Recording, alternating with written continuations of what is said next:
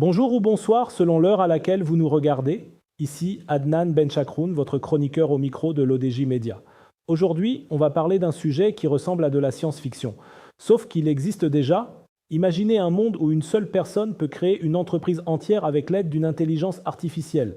Une entreprise capable de coder ses produits, répondre aux clients, lancer du marketing, analyser ses ventes et même prendre certaines décisions opérationnelles, pendant que son fondateur dort. Ce n'est plus seulement une idée théorique. Une start-up appelée Polcia affirme déjà construire ce type d'entreprise semi-autonome pilotée par IA. Alors, révolution économique? Miracle technologique?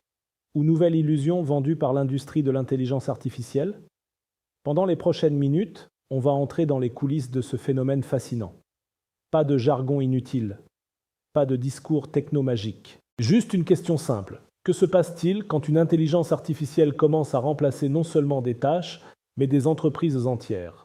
Pendant des décennies, créer une entreprise demandait des équipes. Il fallait un développeur, un commercial, un comptable, un responsable marketing, un support client. Même une petite start-up avait besoin de plusieurs compétences humaines. Puis, l'intelligence artificielle est arrivée. Au début, elle aidait à écrire des textes. Ensuite, elle a commencé à coder. Puis, elle a appris à analyser des données, répondre automatiquement aux emails, créer des images, produire des vidéos et automatiser des tâches administratives. Et aujourd'hui, certaines plateformes veulent aller encore plus loin. Elles ne veulent de plus seulement aider les entreprises. Elles veulent les faire fonctionner. C'est exactement la promesse de Polcia, et elle n'est pas la seule. Le concept est simple à comprendre. Vous donnez une idée. Par exemple, je veux créer une plateforme pour aider les restaurants à gérer leurs réservations. L'IA commence alors à travailler. Elle peut proposer un modèle économique, créer un prototype, générer du code, construire un site web, créer des campagnes marketing, préparer des emails, analyser les utilisateurs et parfois même recommander des décisions stratégiques. Autrement dit, l'IA devient une sorte d'équipe virtuelle permanente. Le fondateur humain reste présent, mais il devient davantage superviseur que constructeur. Et c'est là que le modèle devient vertigineux. L'entreprise qui travaille pendant que vous dormez. C'est probablement la partie la plus spectaculaire. Selon certaines présentations du projet, l'IA peut fonctionner la nuit. Elle analyse les performances, détecte des problèmes, observe les ventes, regarde les bugs, puis elle exécute certaines tâches automatiquement. Le matin, le fondateur découvre un rapport, comme si une équipe entière avait travaillé pendant son sommeil. C'est une rupture psychologique énorme, parce que pendant des siècles, le travail humain était lié au temps humain. Aujourd'hui, une machine peut continuer à produire sans fatigue, sans pause, sans sommeil, sans week-end. Le modèle fait rêver énormément de monde. Pourquoi?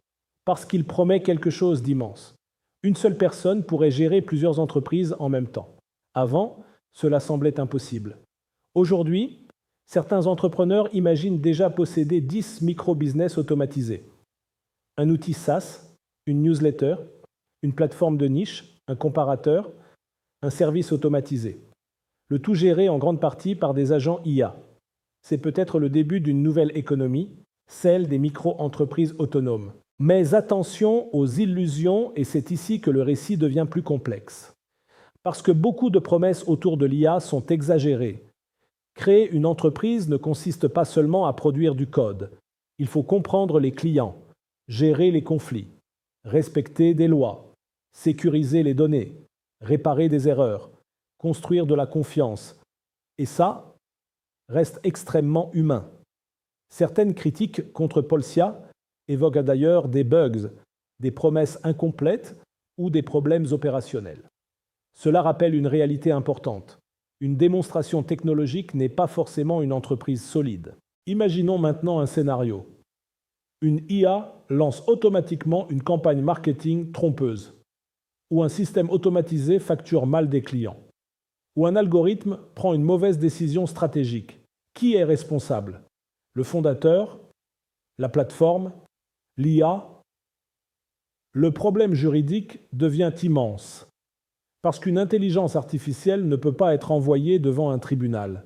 Derrière chaque entreprise automatisée, il faudra toujours un humain responsable. Et cela change tout. Un autre danger apparaît. Si créer une entreprise devient ultra facile, des millions de projets pourraient apparaître.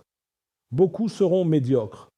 Des sites clonés, des services inutiles, des plateformes générées automatiquement. Internet pourrait être inondé de business artificiels sans vraie valeur. Le risque est énorme. Plus de quantité, mais moins de qualité. Cette révolution pourrait aussi bouleverser l'emploi. Avant, une start-up embauchait rapidement.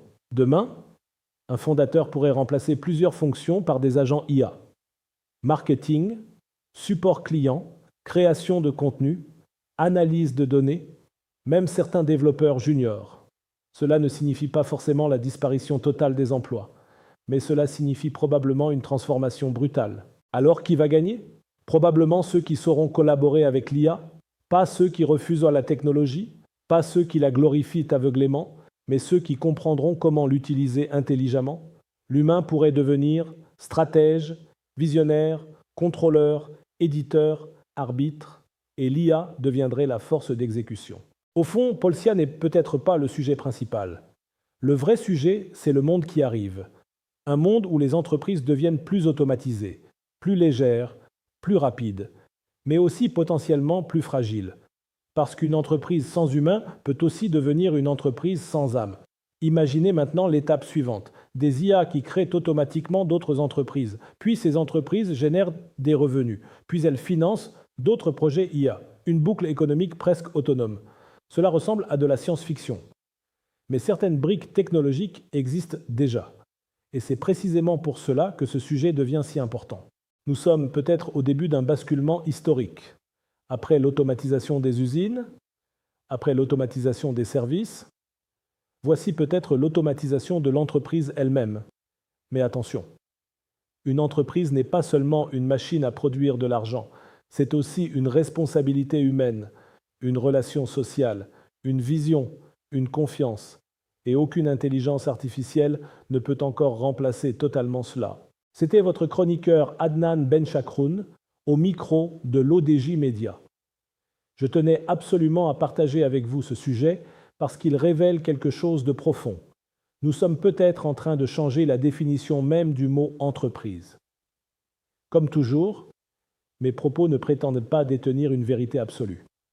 Ils sont là pour ouvrir le débat, provoquer la réflexion et interroger notre époque.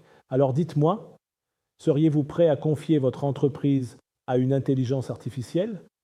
On se retrouve très bientôt pour une nouvelle chronique, toujours avec la même liberté de ton et le même regard critique. Et n'oubliez pas de vous abonner à notre chaîne YouTube LODJ24 pour ne rien rater. À très bientôt.